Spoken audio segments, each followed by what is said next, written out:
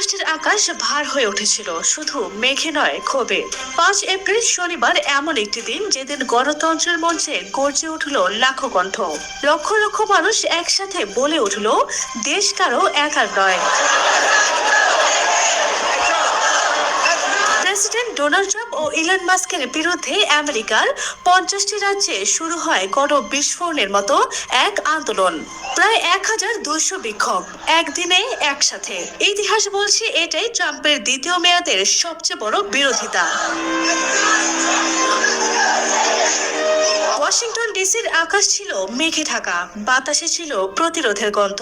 কানেটিকার অ্যাভিনিউয়ে মানুষ দাঁড়িয়েছিল অপেক্ষায়, ন্যাশনাল মলে যাওয়ার পথে, হাতে প্লে কার্ড। যুক্তরাষ্ট্রে কোনো রাজা নেই, মাস্কে বিতাড়িত করুন। 20,000-এর বেশি মানুষ জড়ো হয় ন্যাশনাল মলে। এই আন্দোলনের নাম হ্যান্ডস অফ। সবার কণ্ঠে একটাই বার্তা, আমাদের দেশের গায়ে হাত দিও না।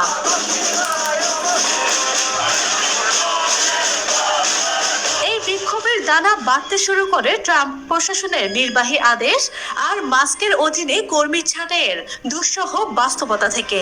দ্বিতীয় মেয়াদে ক্ষমতায় এসে ট্রাম্প স্বাক্ষর করেছেন একের পর এক আদেশে। অবৈধ অভিবাসন, ট্রান্সজেন্ডার অধিকার, বিদেশি সহায়তা, সবকিছুতেই শাসকের কেমন যেন একটা চাপিয়ে দেওয়ার মতো ভাব।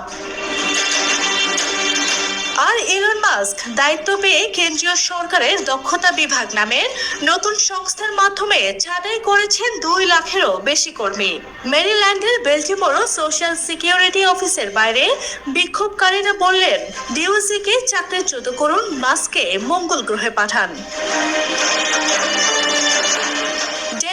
North Carolina, Minnesota, Michigan, New York, সব জায়গাতেই একটাই আওয়াজ, গণতন্ত্র রক্ষা করো, দেশ রক্ষা করো। এই আন্দোলনের ঢেউ ছড়িয়ে পড়ে সাগর পেরিয়ে ইউরোপেও। Berlin, Paris, London, Frankfurt.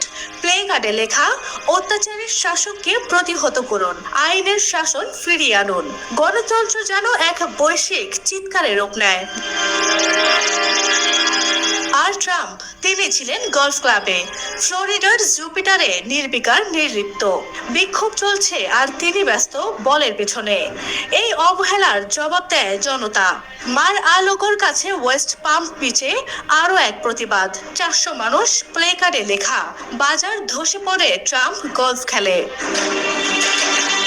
5 April ছিল শুধু একটি তারিখ নয়, এক জাতির আত্মচেতনার দিন। এটা ছিল সেই মুহূর্ত যখন মানুষ বলেছিল, এই দেশ কারো একার নয়।